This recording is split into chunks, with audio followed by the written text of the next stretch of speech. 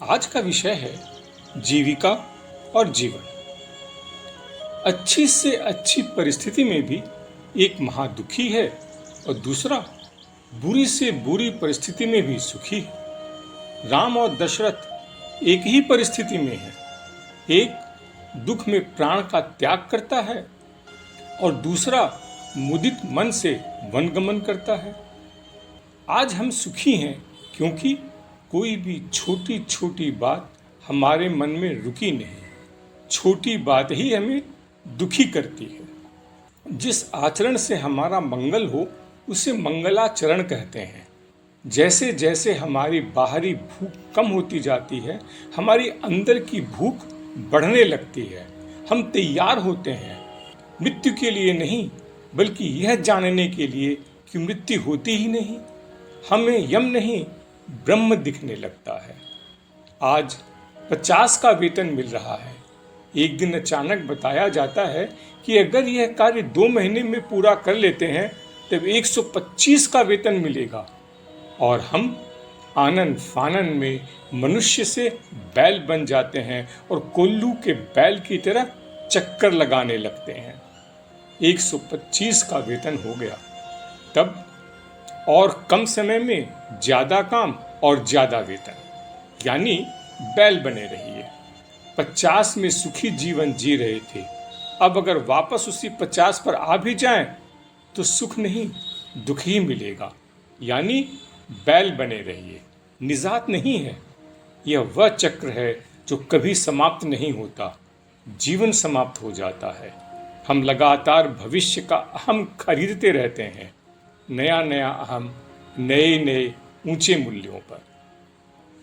अध्यात्म की एक बड़ी विचित्रता है, मार खाना भी सत्संग हो सकता है।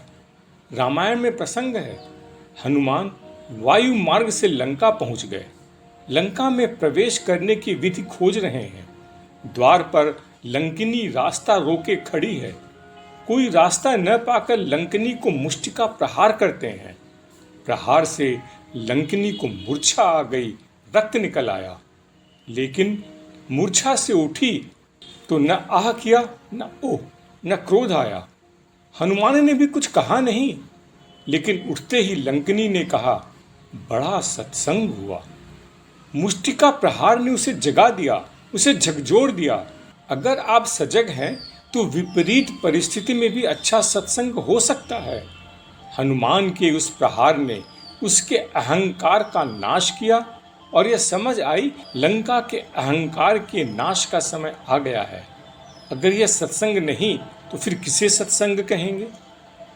कोई खिलाना चाहे और हम न खाएं तो उसके खिलाने की चाह कम होने लगती है। कोई सहायता करना चाहे और हम उसकी सहायता न लें तो उसकी सहायता करने की चाह कम होने लगती है। संबंध तब बनता है जब दोनों तरफ प्यास लगती है। अतः यह आवश्यक है कि कभी कभी भूख न रहने पर भी खाएं, जरूरत न होने पर भी सहायता लें। इससे सिर्फ आपसी संबंध ही नहीं, बल्कि सामने वाले की खिलाने और सहायता करने की प्रवृत्ति को भी सहारा मिलता है। क्या यह सत्संग नहीं है? बाजार से लाई हुई मूर्ति फोटो को रोज रोज नहलाने, श्रृंगार करने, खिलाने से हम उसमें प्राण फूंक देते हैं। हमें हठी होना पड़ेगा। शिव ने सती का त्याग किया, उसे बगल में नहीं सामने बैठने कहा, लेकिन पार्वती की प्यास ने उन्हें मजबूर कर दिया। उन्हें भी अपने संकल्प का त्याग कर पार्वती को बगल में स्थान देना पड़ा। यह मेरी जिंदगी है, इस पर मेरा अधिकार है। क्या यह आपकी है? जिस जिंदगी को अपनी इच्छा से प्रारंभ नहीं कर सकते, जिस जिंदगी को आप अपनी इच्छा से समाप्त नहीं कर सकते, वह कितनी आपकी है?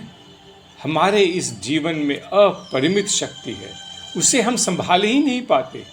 अतः अपनी उस अपरिमित शक्ति को ईश्वर से जोड़ दीजिए, अपने से नहीं। वह हमारी शक्ति को संभाल सकता है।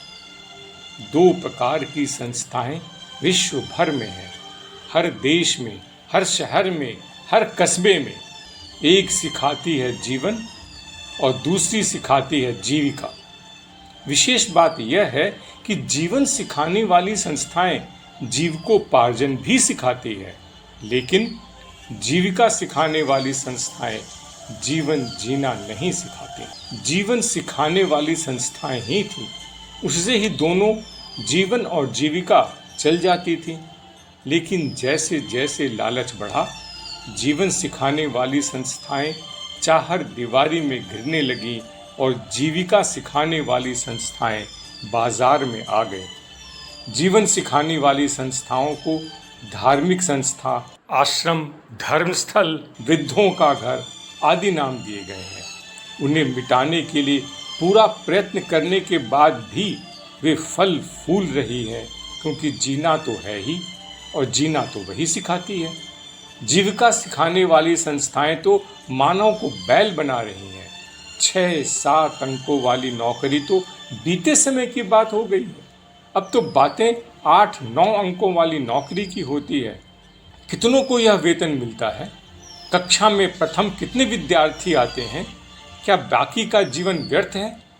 जीवन सिखाने वाली संस्थाओं को आपका जीवन समय चाहिए और जीविका सिखाने वाली संस्थाओं को आपकी जीविका धन चाहिए, और यह धन भी 7-8 अंकों की। कम अंकों की शिक्षा से तो कुछ मिलने वाला नहीं, सिर्फ पसीना बहाते रहिए। बड़ी शिक्षा लेकर बड़ी जीविका चाहिए तो कर्ज चाहिए।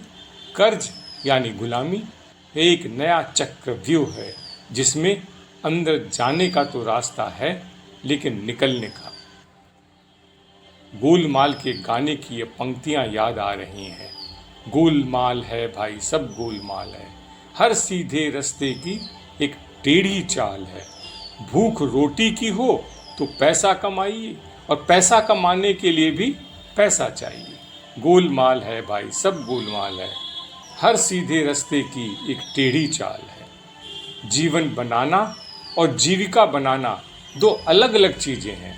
हम प्रायः जीविका बनाना ही जीवन बनाना मान लेते हैं, और पूरी गड़बड़ी यहीं से हो जाती है। जीविका बाहर का अस्तित्व है और जीवन अपने भीतर का। सुदामा की, राम की जीविका अच्छी नहीं थी, लेकिन जीवन अच्छा था। रावण की जीविका अच्छी थी, लेकिन जीवन नहीं। जीविका अच्छी हो तो आवश्यक नहीं कि जीवन अच्छा होगा, लेकिन अगर जीवन अच्छा होगा तो जीविका की परवाह नहीं होगी। पहले अकाल आता है, पीछे सुकाल। पहले लू की चलती हुई हवाएं आती हैं, फिर बरखा की ठंडी फुहार। पहले भूख आती है, फिर रोटी। पहले रात आती है, पीछे दिन। प्रकृति का यही नियम है और कायदा भी। जीवन अच्छा बनाइए और धीरज रखिए।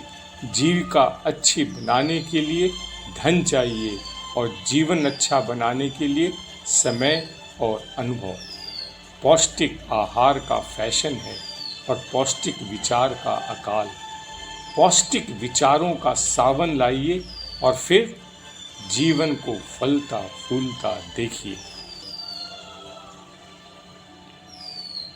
लाइक करें, सब्सक्राइब करें, परिचितों से शेयर करें।